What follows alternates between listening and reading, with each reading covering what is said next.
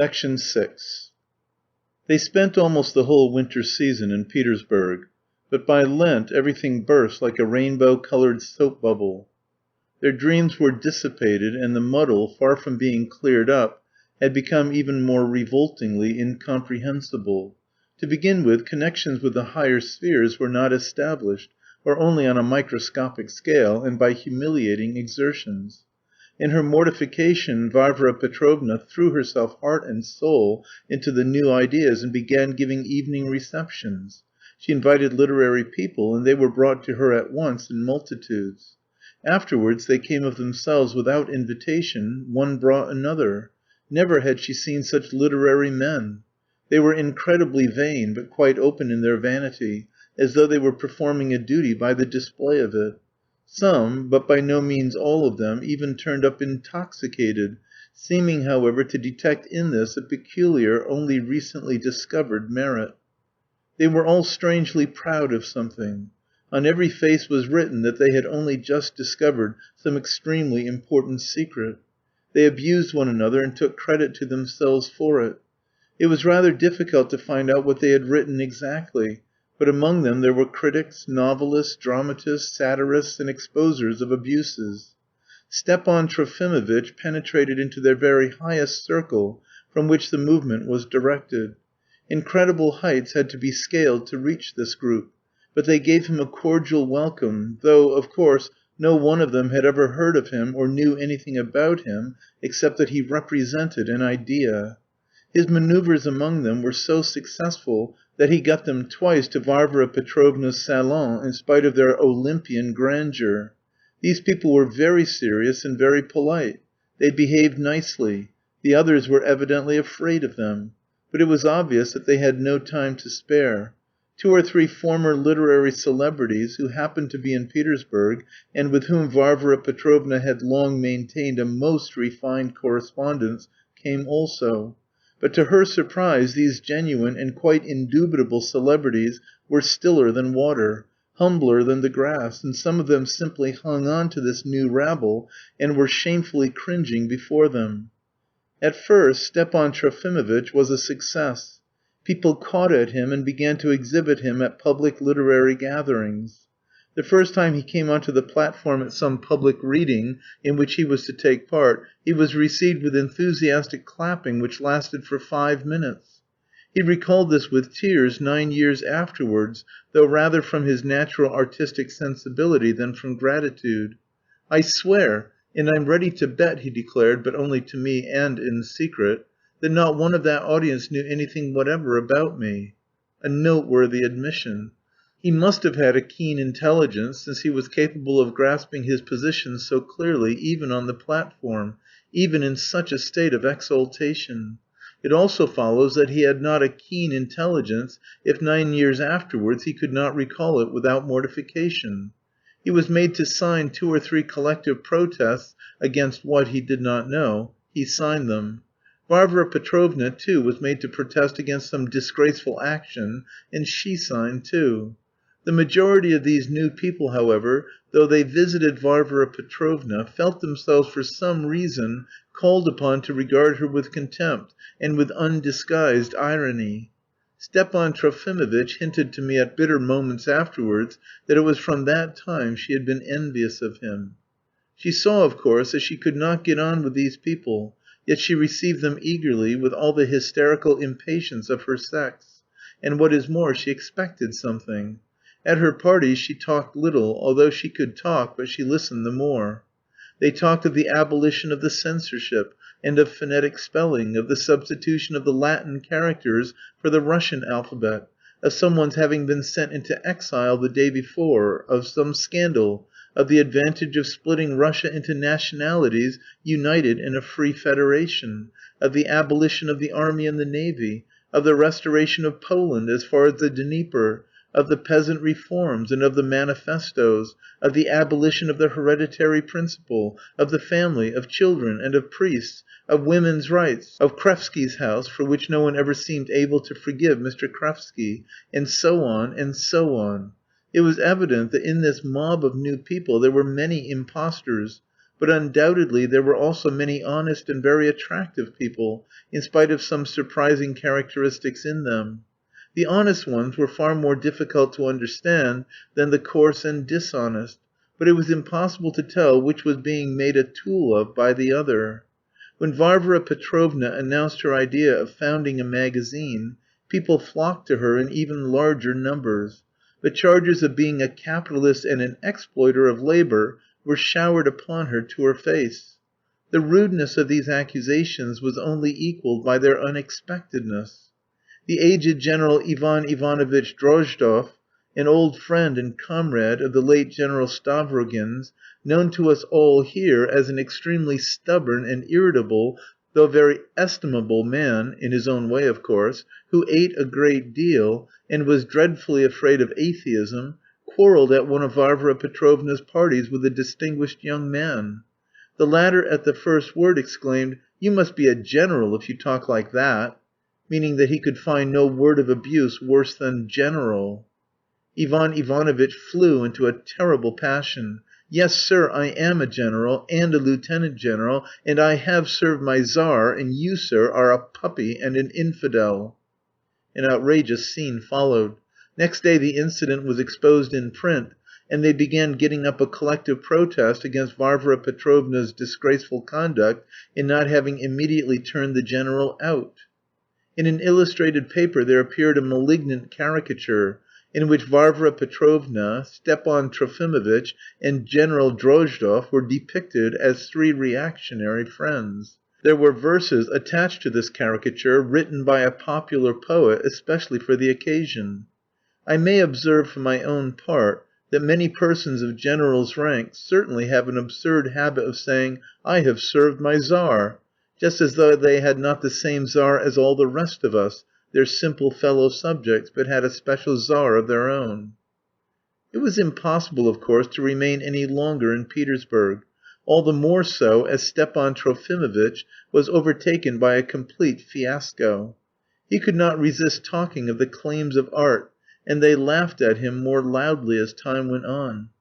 At his last lecture he thought to impress them with patriotic eloquence, hoping to touch their hearts, and reckoning on the respect inspired by his persecution. He did not attempt to dispute the uselessness and absurdity of the word fatherland, acknowledge the pernicious influence of religion, but firmly and loudly declared that boots were of less consequence than Pushkin, of much less, indeed. He was hissed so mercilessly that he burst into tears there and then on the platform. Varvara Petrovna took him home more dead than alive. "On m'a traité comme un vieux bonnet de coton," he babbled senselessly.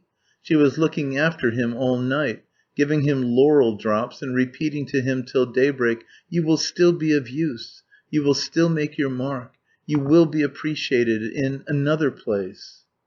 Early next morning 5 literary men called on Varvara Petrovna, 3 of them complete strangers whom she had never set eyes on before. With a stern air they informed her that they had looked into the question of her magazine, and had brought her their decision on the subject. Varvara Petrovna had never authorized any one to look into or decide anything concerning her magazine. Their decision was that, having founded the magazine, she should at once hand it over to them with the capital to run it on the basis of a cooperative society. She herself was to go back to Skvoreshniki, not forgetting to take with her Stepan Trofimovitch, who was "out of date." From delicacy they agreed to recognize the right of property in her case, and to send her every year a sixth part of the net profits. What was most touching about it was that of these 5 men, 4 certainly were not actuated by any mercenary motive, and were simply acting in the interests of the cause. "We came away utterly at a loss," Stepan Trofimovitch used to say afterwards. "I couldn't make head or tail of it, and kept muttering, I remember, to the rumble of the train, 'Vyek and vyek and Lyov come back, Lyov come back and vyek, and goodness knows what, all the way to Moscow. It was only in Moscow that I came to myself, as though we really might find something different there.' Oh, my friends," he would exclaim to us sometimes with fervour, You cannot imagine what wrath and sadness overcome your whole soul when a great idea, which you have long cherished as holy, is caught up by the ignorant and dragged forth before fools like themselves into the street, and you suddenly meet it in the market unrecognizable in the mud, absurdly set up, without proportion, without harmony, the plaything of foolish louts. No, in our day it was not so. And it was not this for which we strove. No, no, not this at all. I don't recognize it. Our day will come again, and will turn all the tottering fabric of today into a true path. If not, what will happen? Section 7. Immediately on their return from Petersburg, Varvara Petrovna sent her friend abroad to recruit. And indeed it was necessary for them to part for a time. She felt that. Stepan Trofimovitch was delighted to go. "There I shall revive!" he exclaimed. "There, at last, I shall set to work." But in the first of his letters from Berlin he struck his usual note. "My heart is broken," he wrote to Varvara Petrovna. "I can forget nothing. Here in Berlin everything brings back to me my old past, my first raptures and my first agonies. Where is she? Where are they both? Where are you two angels of whom I was never worthy? Where is my son, my beloved son? And last of all, where am I? Where is my old self, strong as steel, firm as a rock, when now some Andreev, our orthodox clown with a beard, peut briser mon existence en deux," and so on. As for Stepan Trofimovitch's son, he had only seen him twice in his life. The first time when he was born, and the second time lately in Petersburg, where the young man was preparing to enter the university. The boy had been all his life, as we have said already, brought up by his aunts, at Varvara Petrovna's expense, in a remote province nearly 600 miles from Skvoreshniki. As for Andreev, he was nothing more or less than our local shopkeeper, a very eccentric fellow, a self-taught archaeologist who had a passion for collecting Russian antiquities, and sometimes tried to outshine Stepan Trofimovitch in erudition and in the progressiveness of his opinions. This worthy shopkeeper, with a grey beard and silver-rimmed spectacles, still owed Stepan Trofimovitch 400 roubles for some acres of timber he had bought on the latter's little estate near Skvoreshniki. Though Varvara Petrovna had liberally provided her friend with funds when she sent him to Berlin, yet Stepan Trofimovitch had, before starting, particularly reckoned on getting that 400 roubles, probably for his secret expenditure, and was ready to cry when Andreev asked leave to defer payment for a month, which he had a right to do, since he had brought the first instalments of the money almost 6 months in advance to meet Stepan Trofimovitch's special need at the time. Varvara Petrovna read this first letter greedily, and underlining in pencil the exclamation, "Where are they both?" numbered it and put it away in a drawer. He had, of course, referred to his two deceased wives. The second letter she received from Berlin was in a different strain. "I am working 12 hours out of the 24." 11 would be enough, muttered Varvara Petrovna. "I'm rummaging in the libraries, collating, copying, rushing about. I've visited the professors. I have renewed my acquaintance with the delightful Dundasov family. What a charming creature Lizaveta Nikolaevna is even now! She sends you her greetings. Her young husband and 3 nephews are all in Berlin. I sit up talking till daybreak with the young people, and we have almost Athenian evenings. Athenian, I mean, only in their intellectual subtlety and refinement. Everything is in noble style. A great deal of music, Spanish airs, dreams of the regeneration of all humanity, ideas of eternal beauty, of the Sistine Madonna, light interspersed with darkness, but there are spots even on the sun. Oh, my friend, my noble, faithful friend! In heart I am with you and am yours, with you alone, always, en tout pays, even in le pays de Makar et de ses veaux, of which we often used to talk in agitation in Petersburg, do you remember, before we came away? I think of it with a smile. Crossing the frontier I felt myself in safety, a sensation strange and new for the first time after so many years, and so on and so on. "Come, it's all nonsense," Varvara Petrovna commented, folding up that letter too. "If he's up till daybreak with his Athenian nights, he isn't at his books for 12 hours a day. Was he drunk when he wrote it? That Dundasov woman dares to send me her greetings. But there, let him amuse himself. The phrase "dans du pays de Makar et de ses veaux" meant wherever Makar may drive his calves. Stepan Trofimovitch sometimes purposely translated Russian proverbs and traditional sayings into French in the most stupid way, though no doubt he was able to understand and translate them better. But he did it from a feeling that it was chic, and thought it witty. But he did not amuse himself for long. He could not hold out for 4 months, and was soon flying back to Skvoreshniki. His last letters consisted of nothing but outpourings of the most sentimental love for his absent friend, and were literally wet with tears. There are natures extremely attached to home, like lap dogs. The meeting of the friends was enthusiastic. Within 2 days everything was as before, and even duller than before.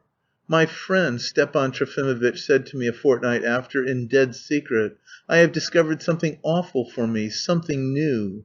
Je suis un simple dépendant, et rien de plus, mais rien de plus." End of section 7.